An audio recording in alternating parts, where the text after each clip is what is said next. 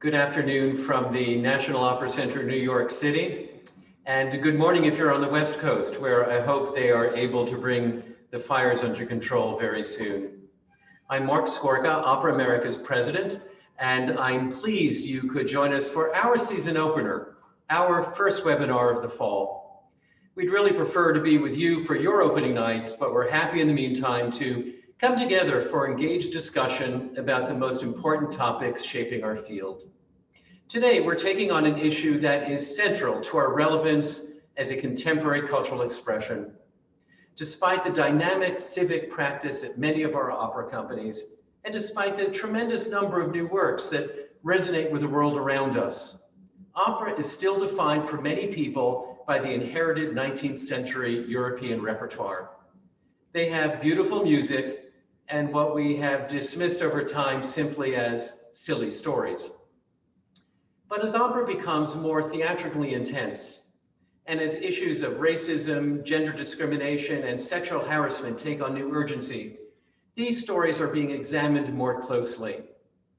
Many of them invoke negative stereotypes, are abusive of women, and are rooted in attitudes of cultural oppression and colonialism. How are producers to approach these works, if at all? Should singers give up their aspirations to perform roles that can be career-defining in terms of vocal achievement? Do we create a new repertoire that replaces the old or that complements the old? How do we engage audiences in discussion about the opera repertoire and what it can mean to us today? Are there right answers to any of these questions, or do they fall into the realm of artistic choice? We have an extraordinary panel to discuss these and other points. First, I want to thank our lead presenter, Bernard Foccroulle, for putting this topic into play, as it were, with his opening remarks. Welcome, Bernard, and thank you. Then, in alphabetical order, we have Harolyn Blackwell, a celebrated soprano and teacher at Manhattan School of Music and elsewhere, Marcus Doshi, a production and lighting designer and teacher at Northwestern University, Kyan Harris, Vice President for Education and Community Engagement at the University Musical Society in Ann Arbor, E. Lauren Meeker, Stage Director and General and Artistic Director at Opera San Antonio, Yuval Sharon, Stage Director and Artistic Director at the Industry LA and now at Michigan Opera Theater, and congratulations on the announcement last week, and Arya Umezawa, Stage Director and producer. But now I will remove myself in just a moment from the screen in order to come back from time to time with questions that you have posted via the chat room. So please feel free to ask questions. We'll work them into the conversation to the fullest extent possible, and I'll bring myself back on screen when we have a few questions to ask. But finally, I want to thank and introduce our session facilitator, the brilliant and ever-inquisitive Cori Ellison. Cori teaches at Juilliard, is a dramaturg at the Santa Fe Opera, and has worked with almost every one of our opera companies across the country to help shape new works, coach rising composers and librettists, lecture, and facilitate discussions like this one. Cori, welcome and thank you.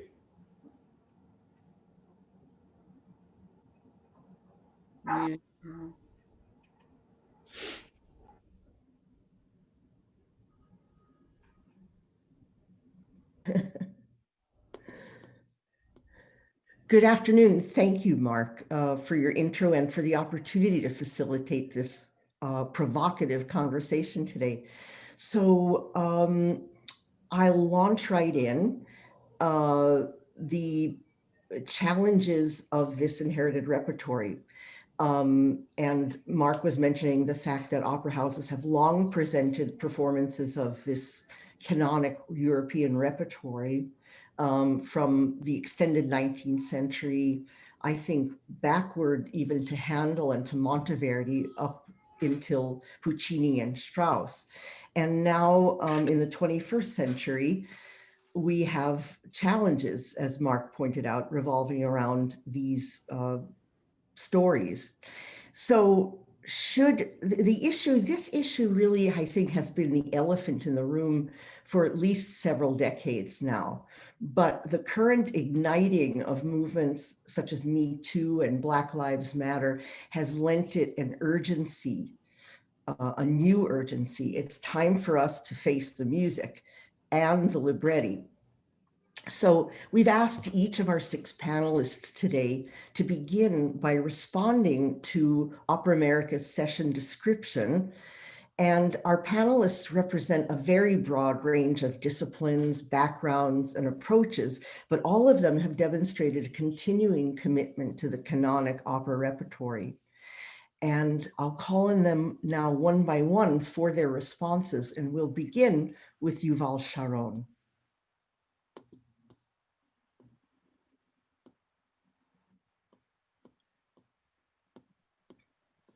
Hi there. Thank you so much. It's so good to see you, Cori, and great to see all my fellow panelists. I was really excited when Mark Skorka asked me to talk about the inherited repertoire, because I have long thought that calling what we sometimes call standard repertoire or the classics or beloved favorites, et cetera, calling them inherited repertoire puts them in exactly the right context as remnants of colonialism. And I think all across the country and in every kind of cultural institution in this country, there is an increasing urge and push for a decolonization. And opera in this country, to me, sort of sits back like a kind of sheepish kid in the classroom that doesn't want to be called on by the teacher to account for what it's been doing. So it's a moment that to me feels like a reckoning is coming. As Cori said, and I think is absolutely true, this is a movement that has been happening over the last few decades, but certainly in the last few years, and I think even in the last 6 months, this has come to a head in a way that I think opera companies need to be ready for in quite large ways. Now, for new works, this is really easy. You know, it's really simple to come up with a topic that feels like it can address some of these issues head on. But thinking about how we approach the inherited repertoire with this kind of point of view is really crucial and is not yet, let's say, the MO in American opera companies. We tend to present these classic pieces exactly the way they were first staged, even though the irony is that the composers were sometimes very unhappy with the representations of those productions when they were first staged. And yet the visual and dramaturgical and philosophical accent on those works has kind of been preserved just like the score. And to me, that seems really antithetical to what opera is all about. We do have the score, these notes, you know, black marks on a page, but those are a blueprint for us to interpret. They are, they offer us suggestions, and they are ultimately an open matrix for us to reevaluate and rethink. It also means that unlike a closed piece of art, like a statue in a public space, that enshrines one particular ideology, opera being so open allows it to constantly have a window to exactly the time and place that it is being performed. And I think that if we don't give operas that chance to truly speak to the here and now, then I think it seems very difficult for me to imagine why opera should continue when we come back into our big houses after all of this is over. Thanks. Thank you so much, Yuval. Next, we call on another stage director of opera and another general director of an American opera company, E. Lauren Meeker.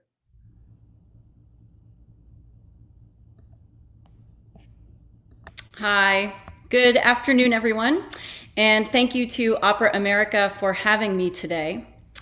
A friend of mine recently shared with me a copy of Necessary Endings by Dr. Henry Cloud. In the first chapter, Cloud discusses the bravery it takes to end systems that no longer hold value in order to create companies and individuals that prioritize growth. Endings equal new beginnings, which equals growth, and growth, by definition, demands that we move forward. To quote, "Without the ability to end things, people stay stuck, never becoming who they are meant to be, never accomplishing all that their talents and abilities afford them." We are an industry full of immense talent and potential. I urge us to harness this potential when we program masterpieces of the operatic canon. I challenge us, and I include myself in this immense challenge, to end the era of producing 19th century European repertoire in the same way we have been producing it since the 19th century. I encourage our leaders to bring artists with new perspectives to the table and to turn this great art form over to voices who can tell these stories from their unique 21st century viewpoints. We need to be brave enough to forge a future that confronts flawed pieces head on and end the era of glossing over intrinsic and problematic truths that permeate so much of the repertoire. How do we achieve this? I would like to suggest that companies need to help companies, especially at the small and mid-sized levels. General directors need to take risks by engaging diverse creative teams and casting artists who will not shy away from the challenge I am placing before our community today. Yet, many companies, such as Opera San Antonio, are not in a financial position to invest in new productions. We have no shops, limited budgets, and increasingly tighter load-in and load-out timelines that make it almost impossible to get out of the habit of producing 30 to 40-year-old rentals. I believe our art form will fail if the small and medium-sized houses are not given the opportunity to lead the evolutionary change I am suggesting. So today, I'm sending a call out to all companies to lean into the notion of fresh and inspired co-productions to help us redefine our powerful art form.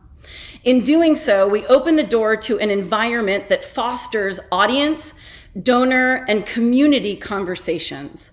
We can build dialogues encouraging our patrons, staffs, and board members to critique pieces like Butterfly and Don Giovanni. We can make space to examine and reframe the repertoire in a way that helps us learn from our history rather than abandoning it. I'll end with another reference, this time from a recent article in The New Yorker by Alex Ross that discusses the systematic racism in classical music. In it, there's a quote from Ray Linda Brown. "A transformation of these classical music forms takes place when the dominant elements in a composition transcend European influence." Ross goes on to say, "The tradition will not survive without such moments of disruption and transcendence." So let's disrupt and end the cycle of remounting old productions and come together to build a new future. Thank you.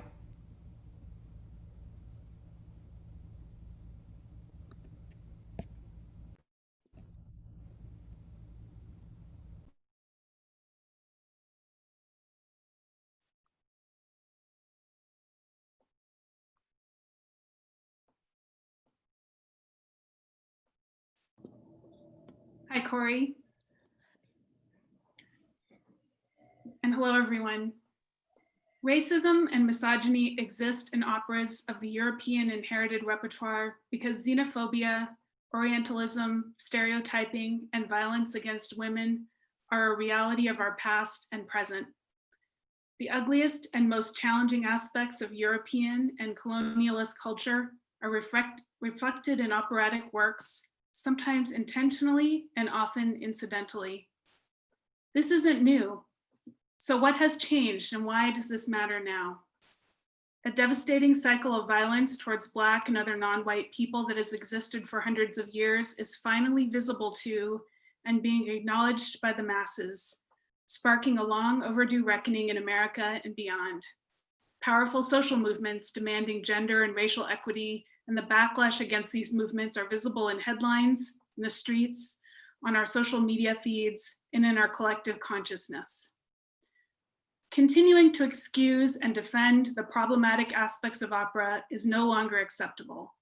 What was once easily brushed aside to venerate the often glorious music this racism and misogyny comes wrapped in is now urgently important to address head on. There is an increasing awareness that simply producing the chestnuts of the inherited canon over and over again does more than offend. It can actually cause harm to audiences, to artists, to our communities, and to the perception and therefore the survival of the art form. Acknowledging that it is impossible to simply minimize the material that is discordant with our contemporary mores, should we dare to call to attention to it in a way that invites audiences to examine and interrogate it? Two approaches that I propose we do away with are upholding the status quo by continuing to present operas whose messages may be truly abhorrent to some unaltered, and canceling titles by discontinuing the performance of certain works. This may be a quick fix, but it falls short of offering a meaningful solution. And three approaches that I believe hold promise. Contextualizing, continue to present these operas, but find more effective ways to inform audiences and invite dialogue, offering history, context, explanations, and sometimes even warnings. React to and reimagine the inherited canon by inviting artists and producers who've historically been excluded from opera to respond to, be in dialogue with, and re-envision them, resulting in exciting retellings, connections being made between past and present, important shifts in perspective that bring new light to old stories. And build, embrace the proliferation of new operas that are being written and commission more. Champion work that is relevant to and reflects the true diversity of our contemporary culture. Present these operas alongside the older ones with the same reverence and on the same stages, and let that proximity put new and old works in conversation with each other. Thank you. Thank you, Kayan. Now we turn the spotlight over to our lighting designer, Marcus Doshi. Good afternoon, and thank you, Opera America. It's great to be in this space with so many intelligent and thoughtful colleagues, and I look forward to learning from you all. Our prompt begins with the questions: should the inherited repertory of the extended 19th century be dropped? Should it be retold in ways that align with today's values? And what are producers and artists to do? So I will confine my remarks to that narrow subject while acknowledging that new work by new people is a parallel conversation that we should be having. Back to the point. In thinking about this, I came across a recent piece by Pico Iyer in the New York Times called "The Best Reason to Go to College," in which he identifies the central point of our times, that we are united mostly by our divisiveness. He writes, whether in the context of climate change or the right to life, let alone the ethics of trying to protect others from a killer virus by simply wearing a mask, more and more of us refuse ever to cross party lines. And in an age of social media, when we all imagine we can best capture the world's attention by shouting as loudly as possible, there's every incentive to take the most extreme and polarizing position around. Now, I don't want to make any assumptions about anyone's political affiliations, but what Iyer's observation means to me is that one thing that is incumbent on us to do is to take the time to investigate other cultures and other points of view. And what better way of doing that if not through art? And beautiful art in many ways is timeless. Sure, the inherited repertory is deeply problematic, but it can also reveal truths about the human condition. So should these works be dropped? No. Should they be retold in ways that align with today's values? Yes, of course, if they can be done in a way that can help us interrogate today's values. And that probably, if Iyer's assertion is true, will anger some people, which is fine. Art should instigate. Art should be problematic. This is not a blanket defense of freedom of expression because, of course, there's dumb freedom of expression, which usually leads to bad art, and good freedom of expression, which I think tends to lead to good art. So what are producers to do to retell the operas of the inherited repertory in ways that will align with today's values?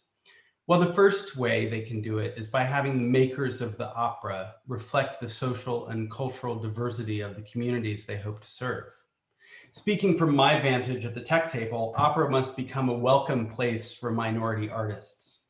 I can't tell you how many times I've been the only person of color on creative teams.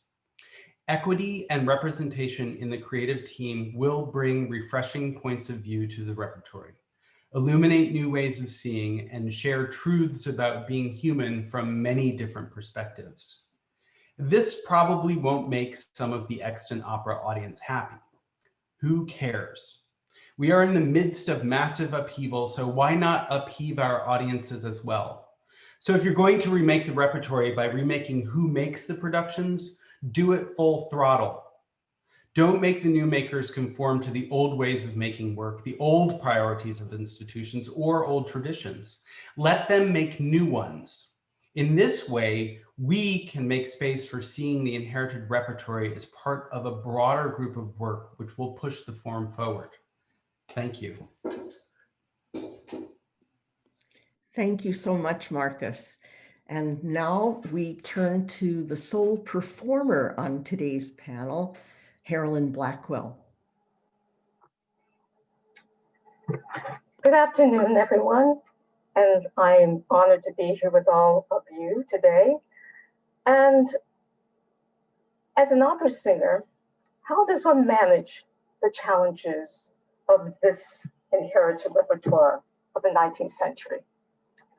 With this discussion, I've had to question, how have I dealt with the mistreatment of women, cultural oppression, and harmful stereotypes, singing this standard repertoire? Well, I've always started with doing the research about the historical and political times of the character. This shapes who the character is and the context in which to portray the character. Then I look for the original source that the opera is based upon. Often I find facts in the original source that is not in the opera, which enables me to get more insight into the character. Finally, I have to find the human universal characteristics that drives this character. Is it fear? Is it arrogance? Is it pride, love, duty, shame, love, hate, innocence?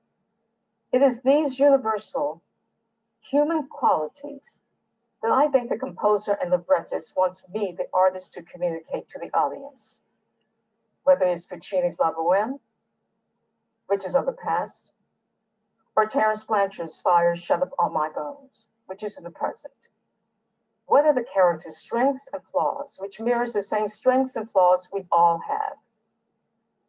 So, whether it's the past, the present, or future, these human characteristics can be addressed by directors, the artists, and the administrators in all of our communities. And by doing this, we open up the opera houses, our works, to include every group and social issues, our fabric of the community of that particular opera company. And again, the upheaval has started, and we are here to make those changes. And those changes will be done by what we embrace that is all human in characteristics as all human in all of us. And I think those are the changes that will speak to all of us in every community. Thank you. Thank you, Harolyn. And last but not least, we turn to Arya Umezawa, director. Hello, everybody. Thank you for having me here today.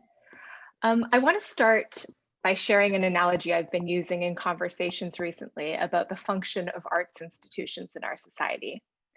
My view is that arts institutions are like gyms for the mind. Our purpose is to encourage cognitive flexibility and intellectual and emotional resilience in our members. Simply put, opera's value is in its ability to challenge people and to get those intellectual gears turning.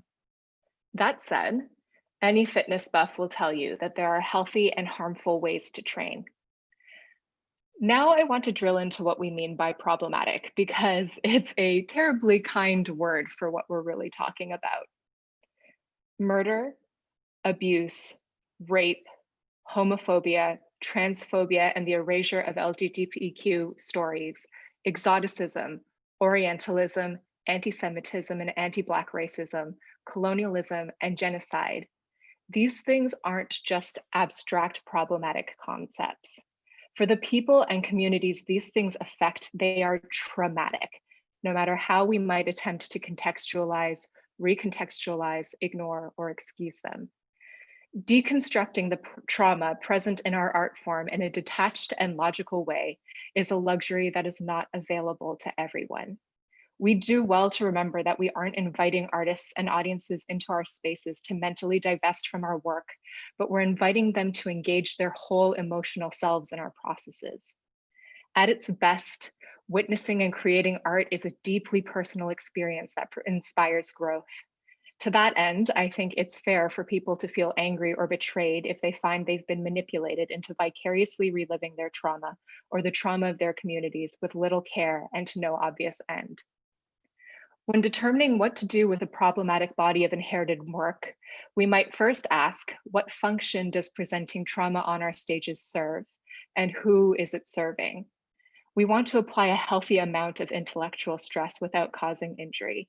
We should strive to do no harm with our creative output. There can be a real benefit to unpacking trauma in a public forum. It can be an opportunity for learning, for validation and catharsis, and for empathy building. But I would implore us to resist the urge to reduce the scope of trauma's impact on the individual and on our culture. And I would caution us against recklessly co-opting the trauma of others for our own edification. I would decide that the exploration of trauma is valuable to the public insofar as it encourages healing and understanding. Then, with this new framing, I would look back on the inheritance we've claimed. What we might find is that some of these titles in the right hands can be reframed. Some can be valuable tools as they are, and some of them might not be the right story for this moment in our history. These are the stories that won't heal us, but will continue to inflict harm on the people and communities we're trying to reach. Their benching from the popular repertoire should not be conceived as censorship, but as harm reduction.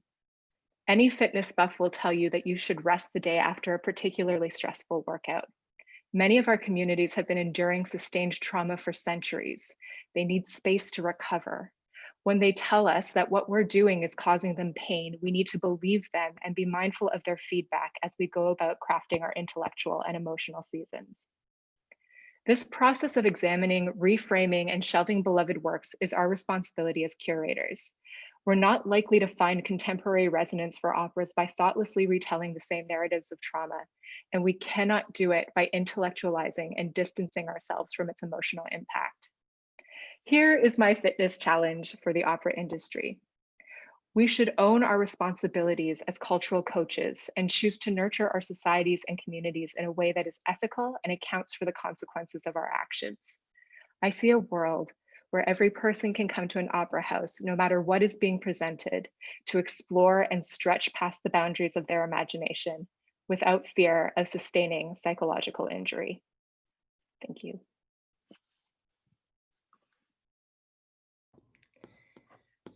Thank you all. What wonderful food for thought you've given us to start with here. So let's launch in. First of all, in his talk, Bernard posited some theories of why in our 21st century, opera has increasingly become a lightning rod for political correctness. Now, my question here is, why does opera seem to be such a particular lightning rod? Obviously, these cultural changes that continue to come upon us affect all of the arts. But why do you think it's such a really particularly hot topic in opera?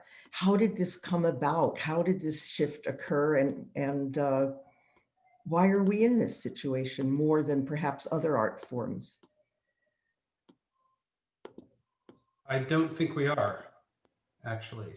I think that one of the interesting things about performance art forms, and I speak broadly, including dance, opera, theater, musicals, because my work crosses all of these spectrums, is they tend to be very siloed and myopic. And if you look at the way arts movements evolve throughout history, and you see something that happens in painting, often it takes 15 or 20 years for that sort of conceptual idea to hit a stage, because we are in many ways conservative forms. And I think that's a large part of what we're talking about here. So I don't think that our experience in the opera world is unique. I think we're only seeing it with blinders. And so in many regards, if we can open up in the same way that Lauren talked about companies opening up and down, if we can open across the spectrum and have the same conversation with theater companies who are making Shakespeare plays and are dealing with the same issues and cross-pollinate from that way intellectually, I think we can grow. But I also think it's a lightning rod sort of in the larger sense of culture, because opera is seen as an elitist institution. So I throw that provocation out there and hit the mute button. Yeah, I mean, that certainly, those are very good points, that it's probably not unique to opera, and we do to some degree have blinders on. However, I can't remember the last time that I saw a Shakespeare play in anything but modern dress, and except if you go to the Globe in London. So why has it taken so much longer for opera to sort of, pick up the clue phone? I think somebody referenced this earlier, but from my perspective, there's almost a fetishism about recreating opera over and over again in the same ways. It comes from audiences who want to see something that they remember from the past. It comes from creators. And I think we are very much in a pattern of wanting to recreate that ritual over and over again, while the world around us changes dramatically. And while I agree with Marcus's points, I think we're behind the world of theater. I think that theater, I'm generalizing broadly, but has been dealing with this much more radically for many more years. And I think we can see that on the stages. That isn't to say that there isn't still work to be done. And my colleagues who live and breathe in that world are frustrated at the lack of change. But I think we're not really even at that same starting line. It seems like we're still sort of doing the Rocky Horror Picture Show in the Opera House very often. Well, Cori, I'm wondering also, is it the fact that, unlike Europe, where we don't have governments funding us, and we have to depend on our private donors who are giving quite a bit of money, and in some cases have a say in these productions. So, I mean, that's something I think is part of the problem also. And I think this is maybe why we see in Europe, where in so many respects, they are ahead of us, I'm saying in particular, in respect to here in America, with doing productions that are more radical, more interesting, because of the fact of a very simple thing of the monetary issue. And my career started on Broadway. So now we're used to have the 4 big Nederlanders and the Richard Rogers basically as the producers. You have 10, 50, 20 people. When I'm sitting there reading about 50 people who are producers now, in order to get this up and running, you think, wow, that's a lot of people with a lot of input who, they're giving some money and some people are saying certain things. Am I correct? I think this is also part of the situation. I wanted to jump in and maybe add, I think Yuval touched on this in his statements, actually. I think opera has a really interesting relationship with the document. We tend to think that the art is in the document as opposed to the living, breathing piece of work that's on stage before us. And so that document becomes a sacred thing that we can't really wrestle with. And that I see as a symptom of a much greater relationship that we need to maybe examine and unpack, which is our relationship with genius in this industry. We really like to protect our geniuses. We have real trouble reframing them historically or even in the present in a way that allows what they've done to shift and change as well, allows them to be the sort of the ideas, the innovations that they were in their time or are today, but really sort of fixes them in a stasis. So I think part of that is why it's really difficult for us to conceive of a world where we can take these pieces, rip them apart, and put them back together in new ways. May I come back maybe on this question of the comparison between Europe and America, because I'm maybe the only non-American one around the table tonight.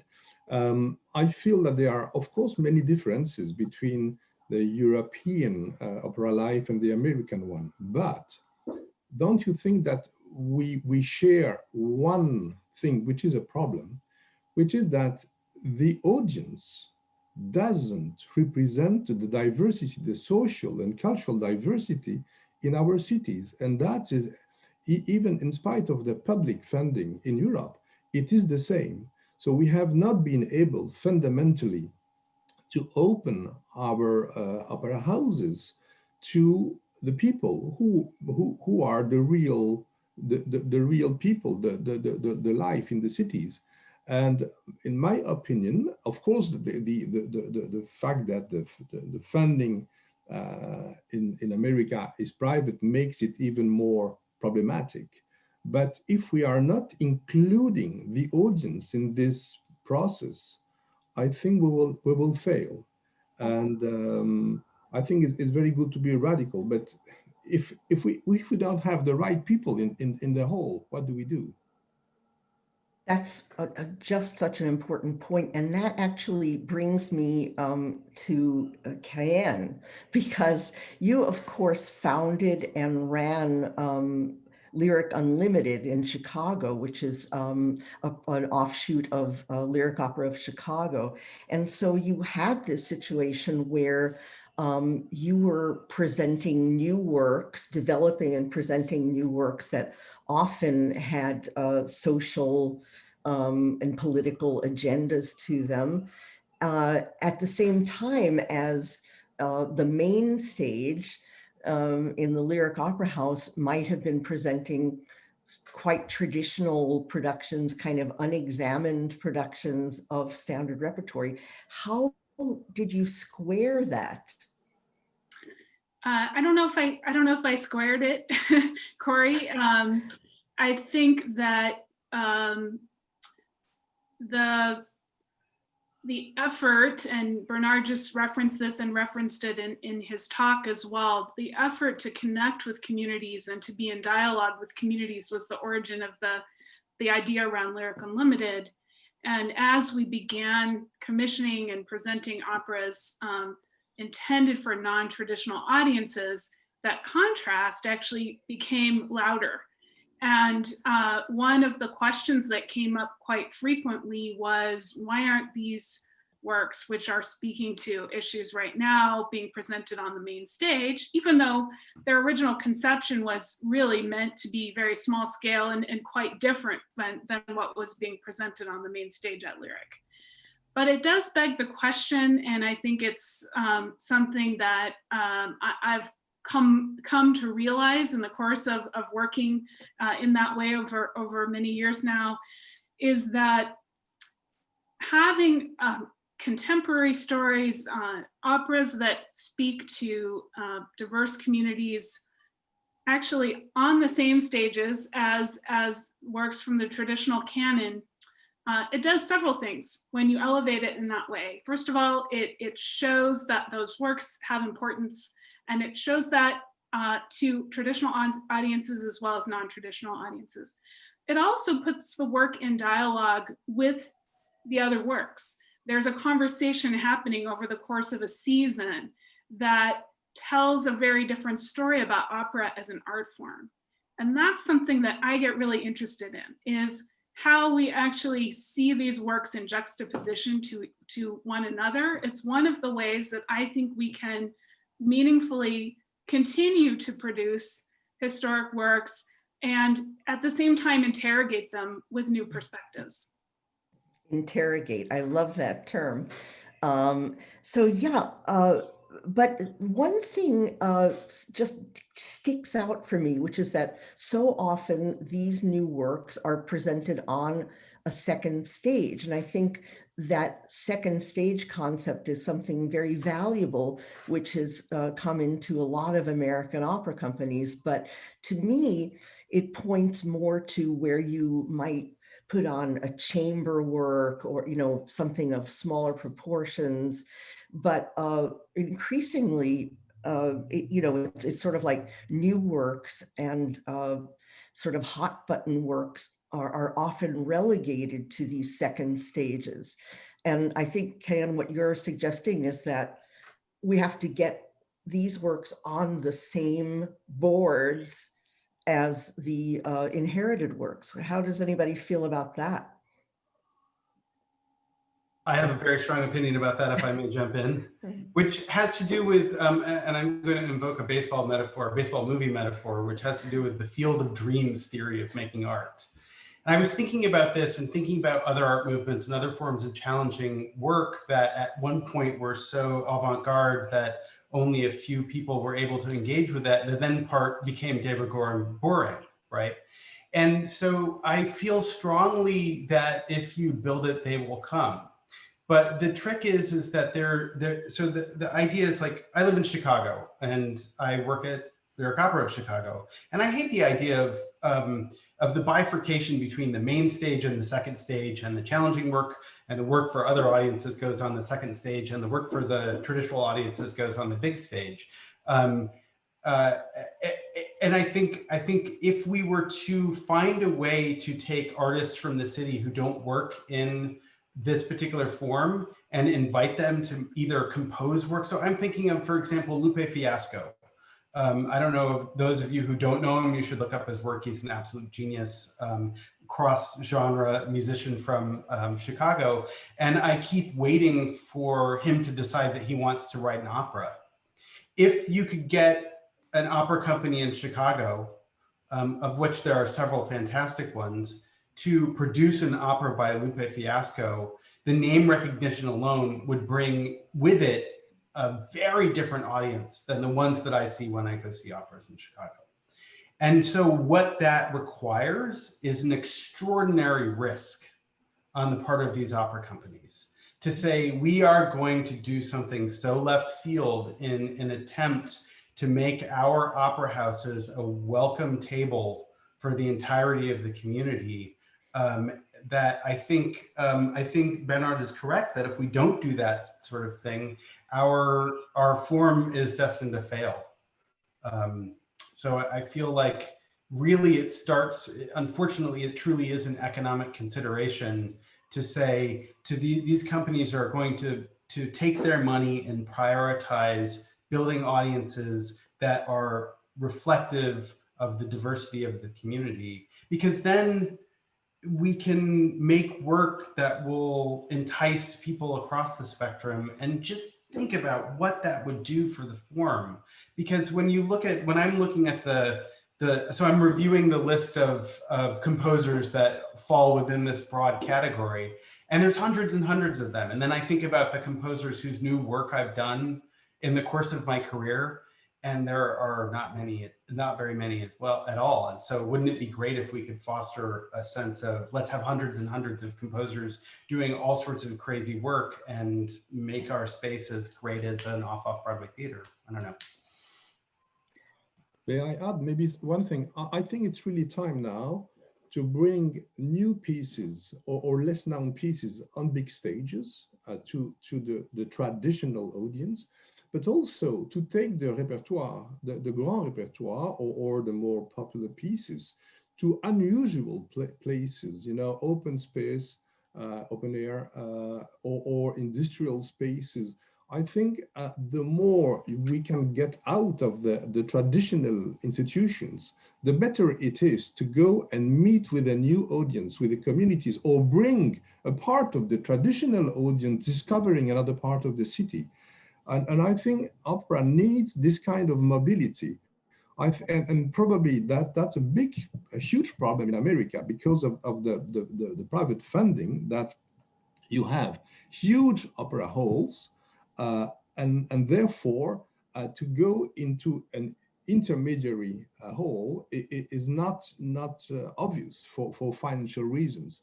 But of course, it's absolutely necessary. There are many pieces that cannot be ideally performed in front of 3,000 or 4,000 people, you know. And I think to find new spaces is maybe one way to engage the audience in a new kind of participation or participatory process within the piece.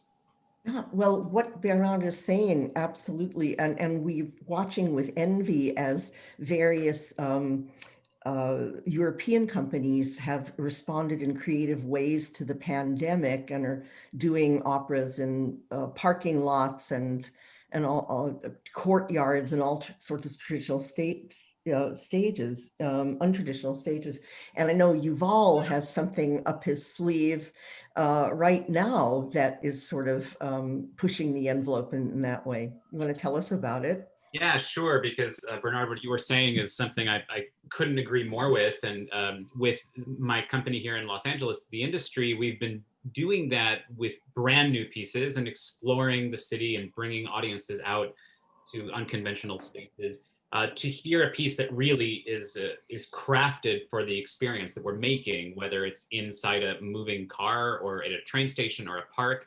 And that's been incredibly exciting because the pieces are all of a whole: the music, the text, the space, the experience. It feels very much like a Gesamtkunstwerk in that way.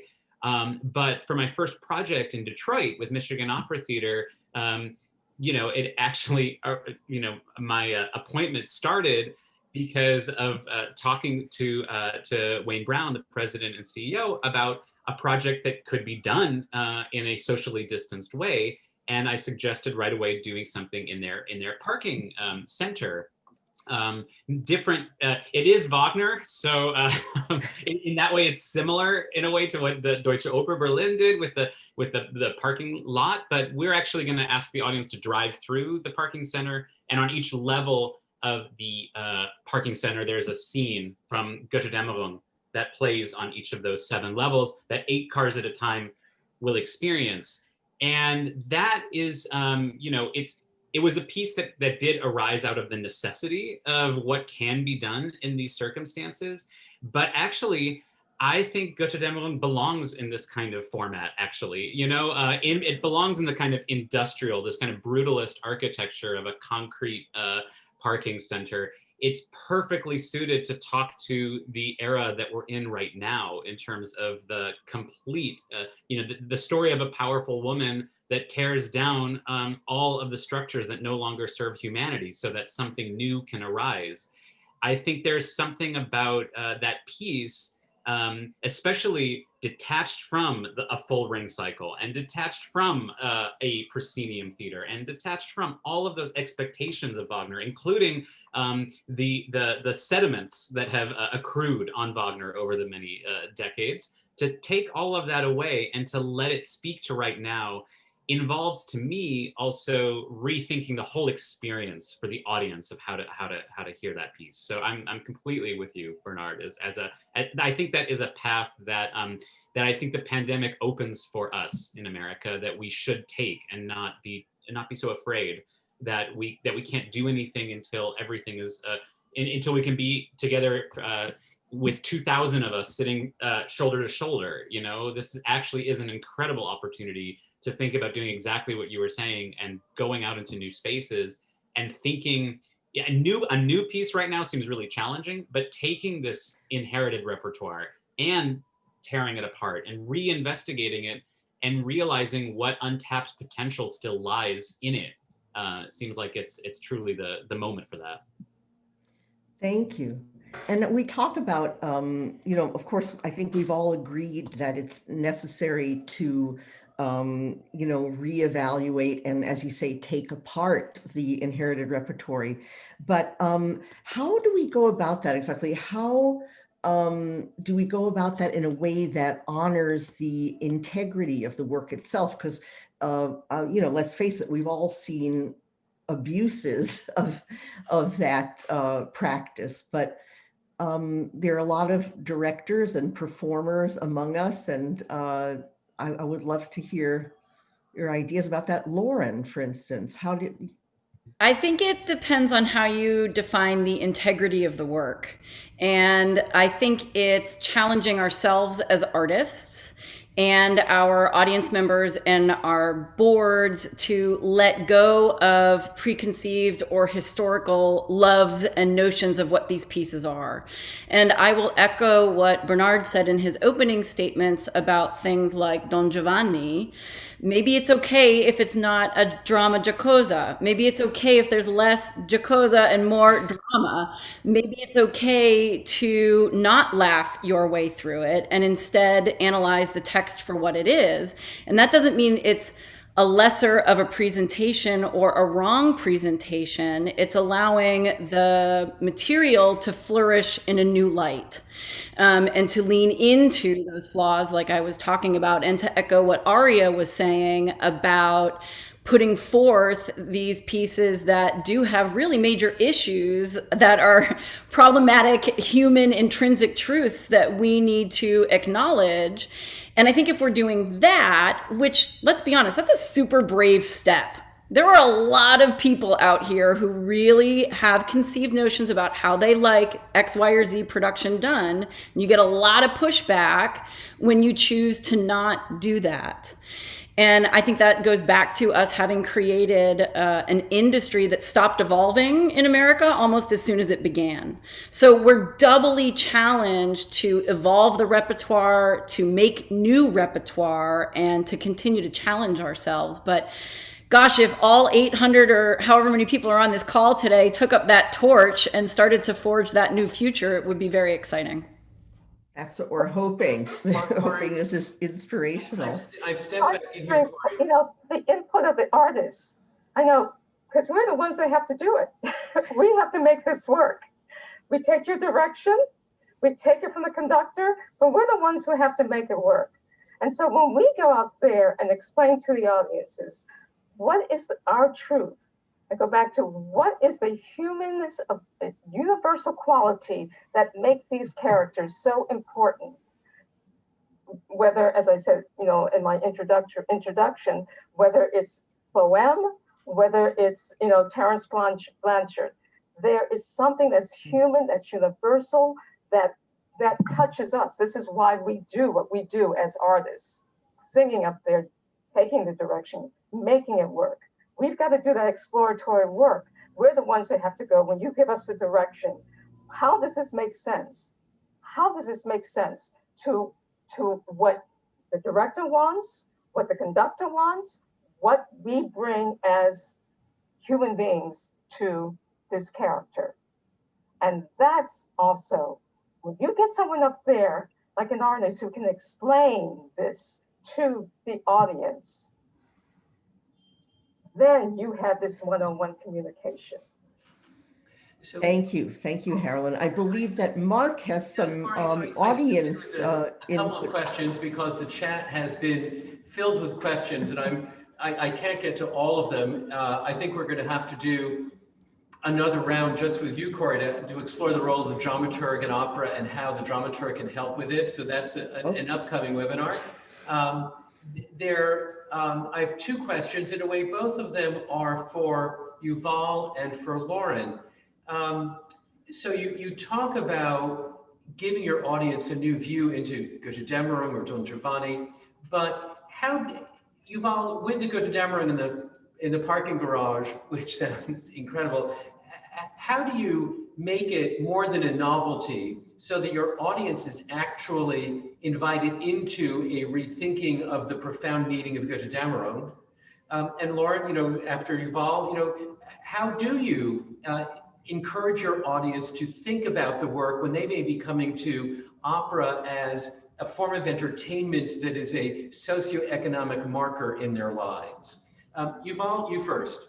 Okay, well, I have to say that it was very important to me in coming up with this project that it was actually not going to be just moving through the parking lot and just hearing a nice aria from La Bohème, and then maybe a nice aria from La Rondonnée, and then another nice aria from something else, but to actually create an experience that has something significant to say. So of course I had to go to Wagner because he has nothing but significant things to shout at us all the time. But I say that sort of jokingly, but more importantly, I do think that, the pandemic is still going on, as we sometimes forget based on how people are reacting to it in this country. But if people are going to come out of their homes, even if we are doing it at maximum safety and following all of the guidelines of the CDC and the Michigan governor, nevertheless, it's a risk, and it's going out into the public. Do we want to invite people out just to do something lighthearted and just to do something that actually doesn't have the kind of philosophical and cathartic possibilities that opera actually really provides? I think we sometimes shy away from that. I thought Harolyn's comments were exactly right, that about being afraid of what people of who is paying for this, and sometimes worrying that we are going to potentially either offend them or do something that might not speak to them, and therefore shy away from opera's real possibilities and opera's potential to offer us something really, really meaningful. I'm going off track now. I'll just maybe get back to the question to say that it was really crucial for me that even if the idea of moving through the parking garage was kind of a fun, seems like a fun gimmick, and certainly it worked because the tickets sold out in 32 hours. So that was so it worked for that. But if that's all there is to it, it's not really a very interesting artistic experience. It needs to transcend the gimmick of it, and that's where I think the true artistry comes in. That's where I think it may not be the lead in talking about the piece, that it's about the destruction of destruction of a world order and a connection to Götterdämmerung, etc. But I actually hope that the experience of moving through the parking garage will offer a brand new insight into the piece, whether it's a seasoned Wagnerian, or somebody who's never seen Wagner before and is hearing this music for the very first time. I hope it has something to speak to everybody. Thanks, Yuval. Lauren, and then I have one more question for both of you. But Lauren, the Don Giovanni question. I think we have to trust the artists that we're engaging, and we have to trust the profoundness of the material that we're representing from this repertoire. If these pieces are worth doing, if we hold value in them today, there is something that, to use Yuval's word, that can transcend what our preconceived beliefs are. And even if a production is to maybe turn Giovanni on its ear and shine a new light on it, does not take away from the extraordinary material, the extraordinary music, the extraordinary experience that an audience can have when sitting in front of works of this scope. And I think that also, personally, I have always been quite fascinated when I think, oh gosh, I just need to unwind. And then I find myself amazingly captivated by something that's in front of me and wanting to explore it more. And if we do our jobs as leaders, then we're setting up a conversation that to me exists the way, say, the African American Museum in Washington, D.C. exists, where it's a tremendously popular museum. It doesn't shy away from the terrible American history that we have. We learn learn from it. We're moved by it. It's profound to us, and it catapults new thinking into the future. So I would like to think that audiences who may just want to fall in love with Giovanni could still come and be pleasantly surprised by learning something new with the piece that then influences them for the rest of their lives. And my second question for both of you, you're both new general directors at what have heretofore been traditional opera companies. So I guess in San Antonio, there isn't a whole lot of heretofore, but at least its initial couple of seasons. And you, as you think about this material, what is your thought about how you will share your power and invite the influence of others who are not in the power structure of the opera company to formulate projects and to help shape some of what the artistic offering is in your community? How will you share power and influence as new general directors? Yuval? Well, just one caveat first. I'm the artistic director, not the general director. So I just want to put that out there. But it won't be up to me entirely, but it's I'll just say that this is a crucial motivating factor for me to take on this role, is to have the opportunity and with it the responsibility to make sure the artists that are engaged really expand and broaden the artistic pool for this entire country and for the art form. I think this is really, really important for me, and I know that it's important for MOT as well. I'll just say that it's in a way it's like it seems easy. Actually, it just takes a commitment to it, and also it's really easy in terms of what's on stage, like singers on stage. There are so many incredible, diverse singers who, as we know from a number of these conversations, are too often kind of pigeonholed in certain repertoire that requires Black singers or requires an Asian singer. And I think we're so beyond that now, and we need to absolutely go, like, not even think about what about that, and invite people to do what's going to be great for their role, for their voice. So on stage is really easy. It's the directors and conductors that I'm the most interested in trying to increase diversity and increase that opportunity for them to also do the standard repertoire, this inherited repertoire, to hear, to see what Madame Butterfly, for example, or Faust, or some of these pieces that some of which I don't personally like, that I wouldn't want to direct myself, but someone from a different point of view might actually help me fall in love with this repertoire because they're bringing something new out of it that I never saw. Thanks, Yuval. Lauren? I would echo Yuval's statements 100%. I would also say that here in San Antonio, traditional and great masterpieces from the operatic canon are going to continue to be a bedrock in San Antonio. And I'll give you a for example. They won't be the only, but they're going to be part of our continuing foundation. For example, we did Tosca last fall, and when I have a predominantly student audience and an adult audience who have never come into contact with the piece before, and I can get into the end of Act 2 when Tosca stabs Scarpia, and there are literally cheers and applause, not once, but twice because of that act, I think it means that not only are audiences sticking with the inherited repertoire, but they're finding their own perspective. I looked at many colleagues afterwards and people said, we've never heard responses like that. And I said, you've never had such a young Me Too movement era audience in your house before. That's why they're seeing and hearing the piece in a new way for the first time. Now, can I take that and build upon it by challenging myself to even continue to diversify the kind of repertoire that we're doing, to think outside of the box, and to do that from a cast and a staff perspective? Absolutely. That will have to continue to be on the front of my radar for me personally, as a general and artistic director, I'm going to be successful. Great, thank you. Cori, back to you. I'll get off the screen now. I'll come back later with some more questions. Great. Thank you, Mark. Well, I would love to delve into something that Bernard also talked about in his remarks.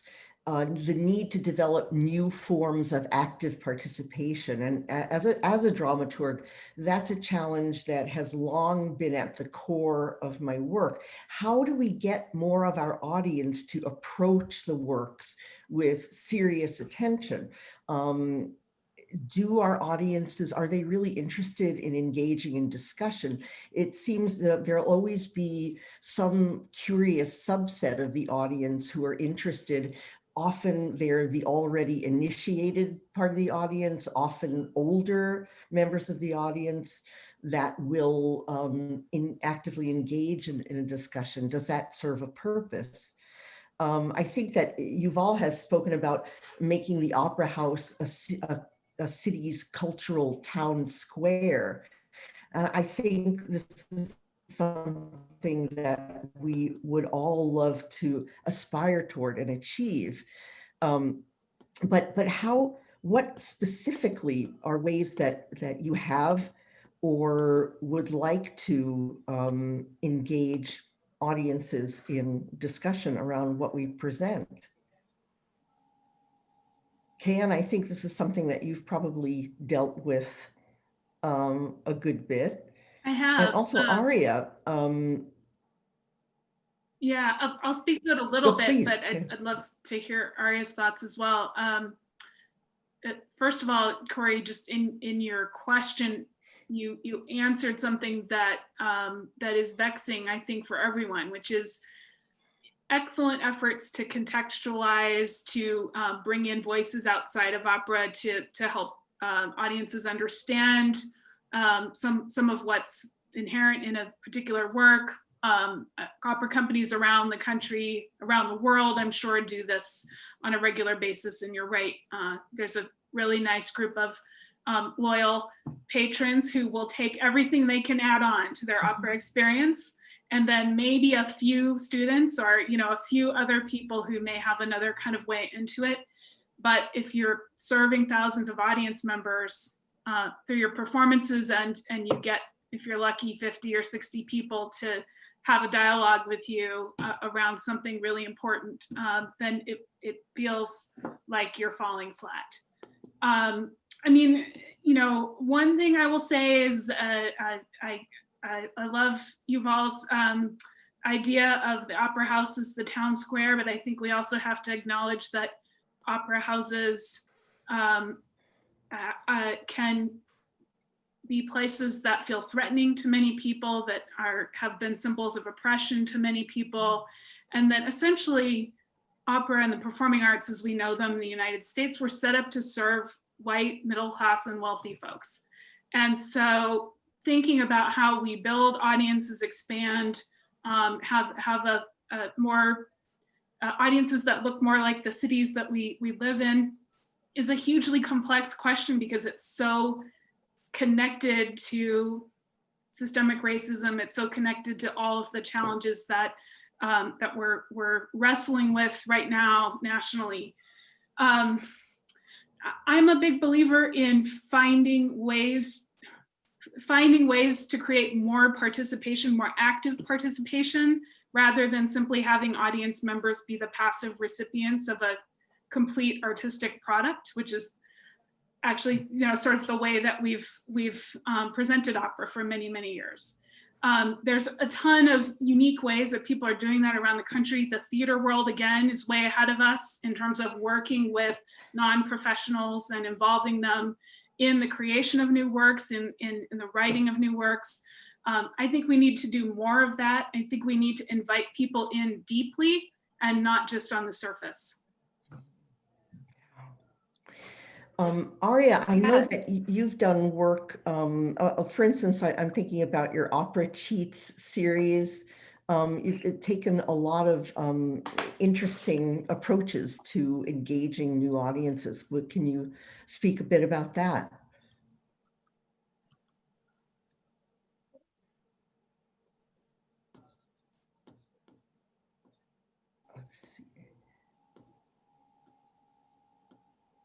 I think Aria might have frozen. She may have frozen. Okay, well, I'm afraid we've lost her. So let's go on. Another thing that I wanted. Just one thing before Aria is coming back. I think I think, of course, it's very important to consider not opera as a product, but as a process.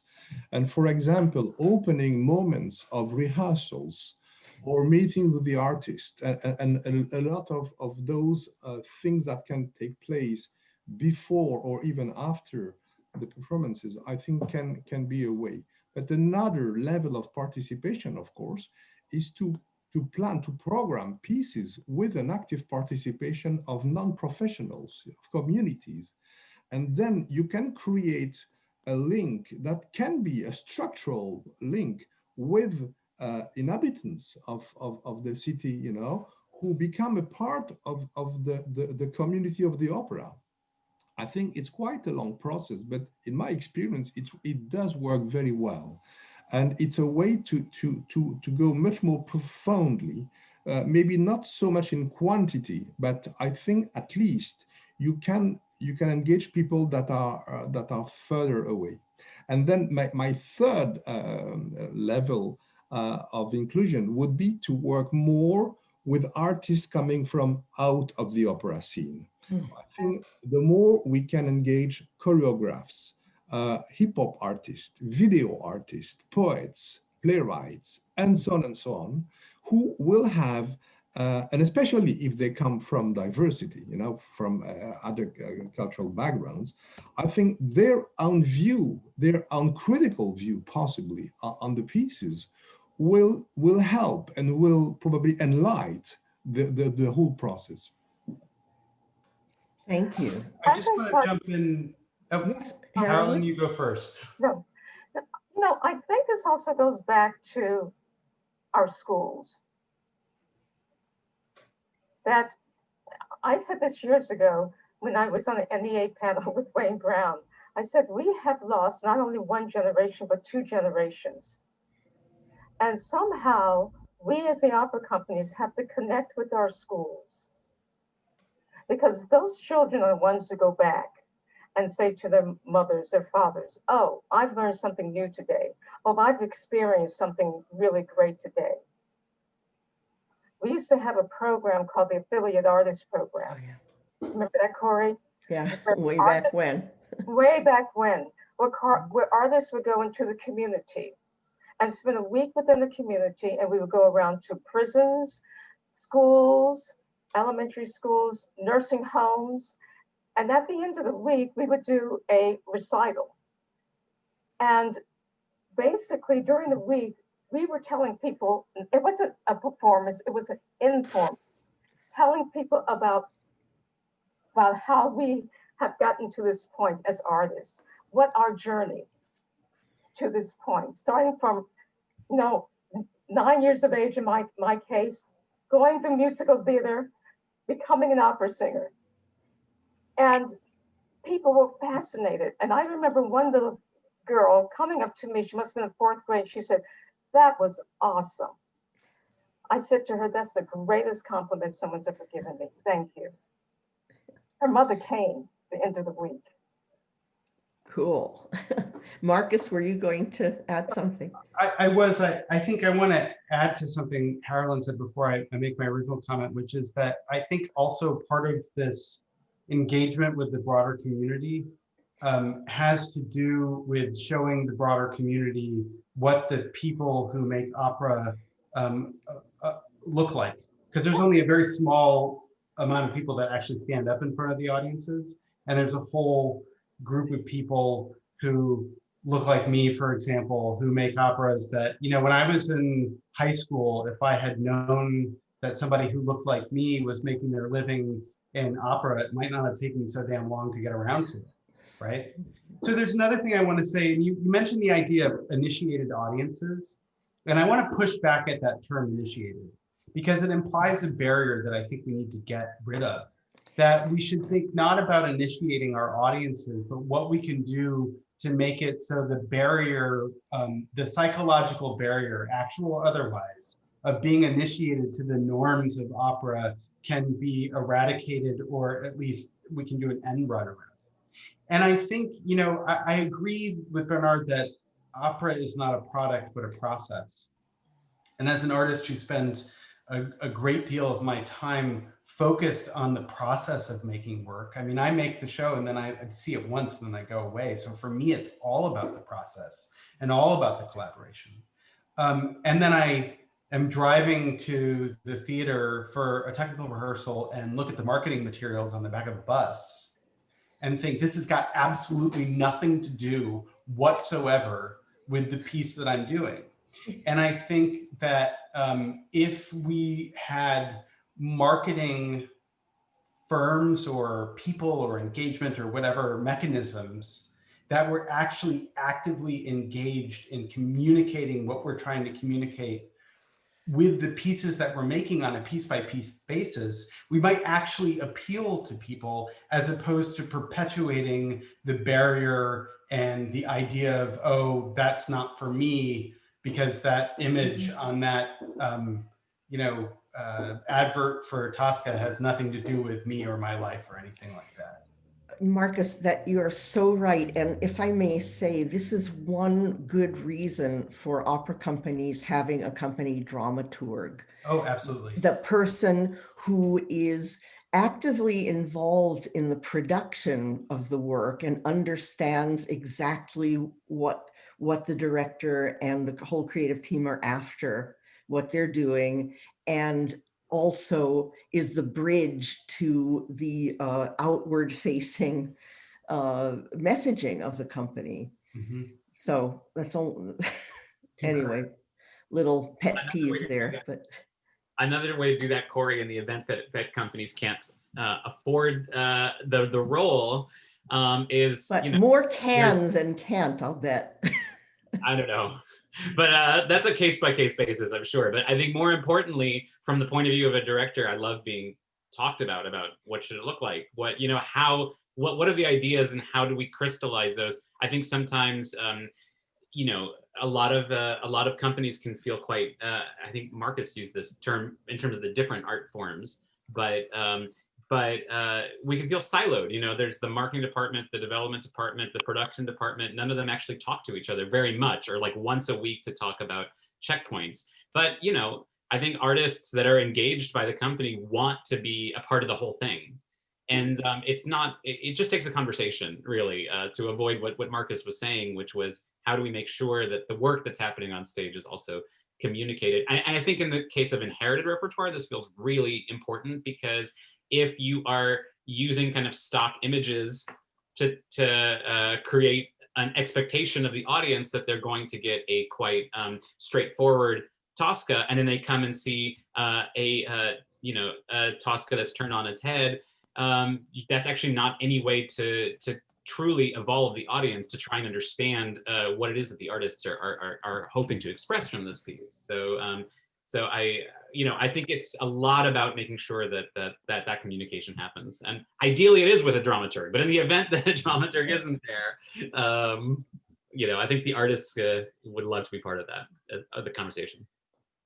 Definitely. Oh, I'm all for that. So I would like to come to, I think we've all agreed, obviously, that we need to take fresh, new approaches to inherited repertory. Are there any pieces, in your opinion, as performers or directors or general directors, artistic directors,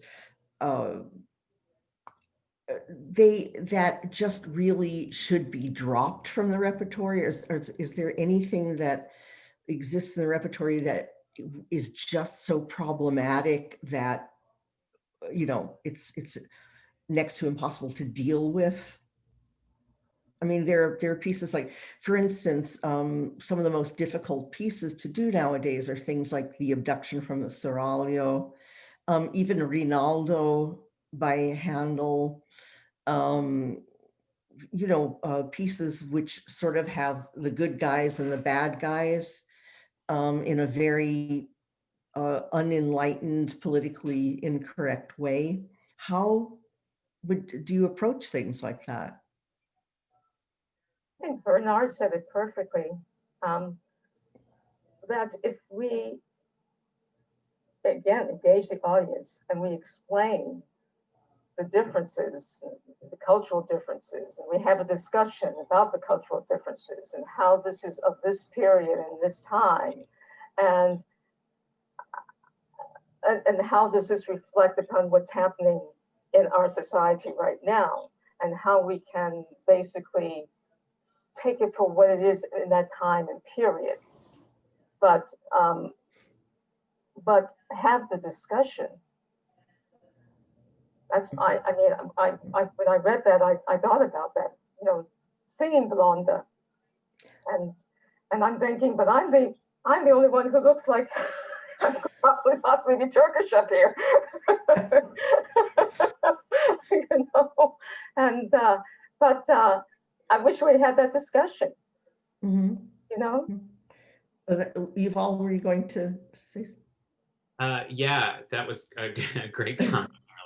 I would just, to your question, Cori, I would not advocate that any pieces should be just kind of whole scale dropped from the repertoire. But I would then also add, on the flip side, I don't think any pieces should just be assumed that they should be programmed just because they're part of the inherited repertoire. I mean, unless there's a really compelling reason and a compelling point of view, it would be hard for me to imagine doing Madame Butterfly now. That's not to say it should be dropped, but I think there are a lot of ways to grapple with issues of the appropriation and the view of the other as represented in that piece. But, you know, to do it in an uninvestigated, or as Cayenne put it, like an uninterrogated way is not possible. But that doesn't mean we scratch it entirely. You know, it just means that the director, conductor, and the singers engaged should all be ready to grapple with and figure out new ways to represent those challenging questions. I will say that I have heard people argue vehemently about specific works that they feel should no longer be performed. And I listen to them carefully, because I think that the challenge around this, and I don't advocate that we drop any titles, but I think the challenge around this, and Aria spoke to it so beautifully in her comments, is that there is real harm for some audiences, for many audiences. And even for those who find no offense, there are certain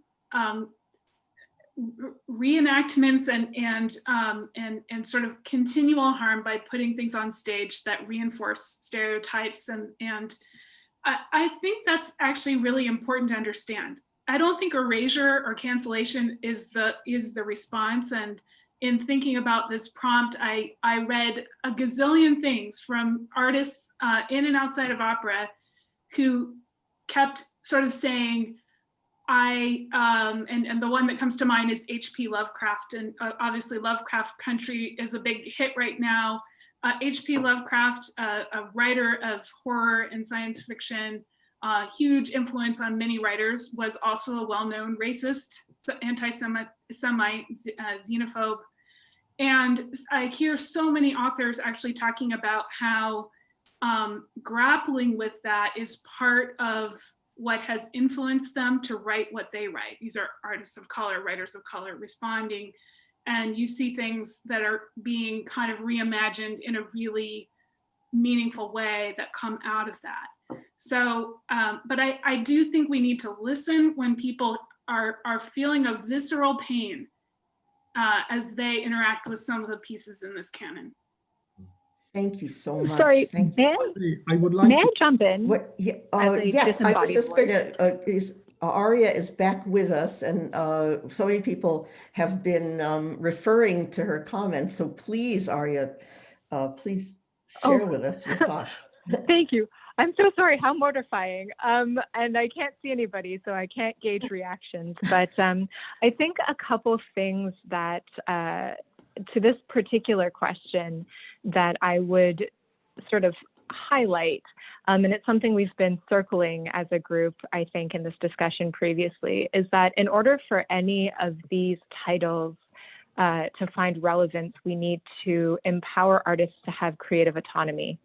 They need to feel that they have the ability to use these stories and take them apart and put them back together in a way that is genuine to them and feels like a positive step forward, feels like it is unpacking their story on their terms.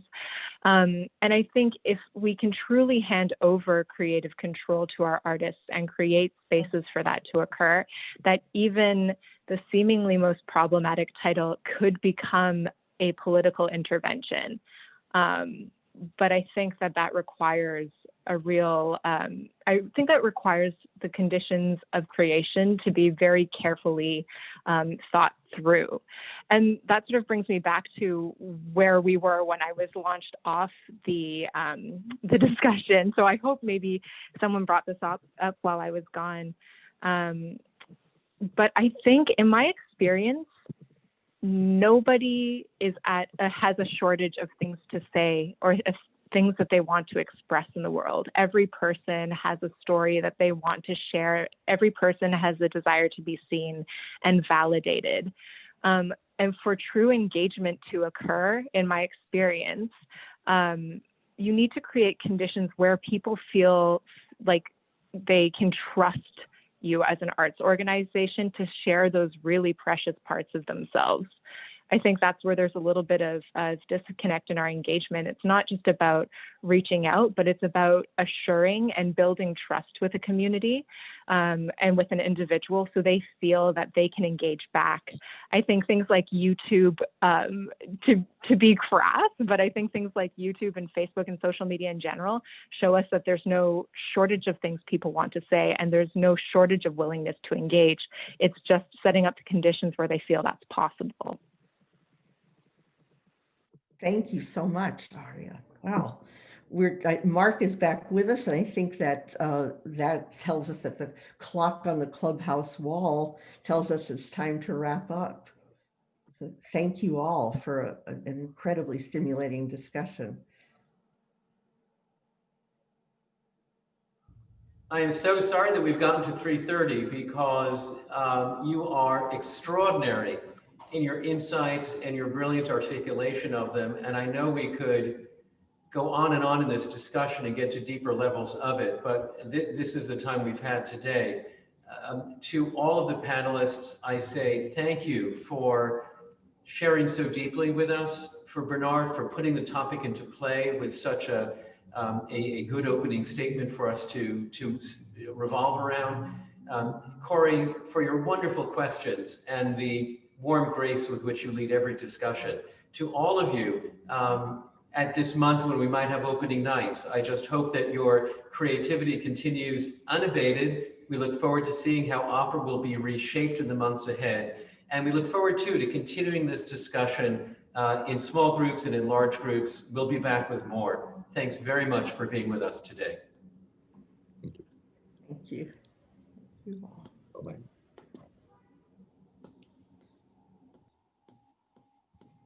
Thanks, you guys.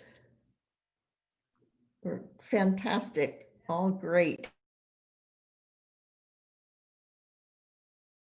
And I really hope everyone has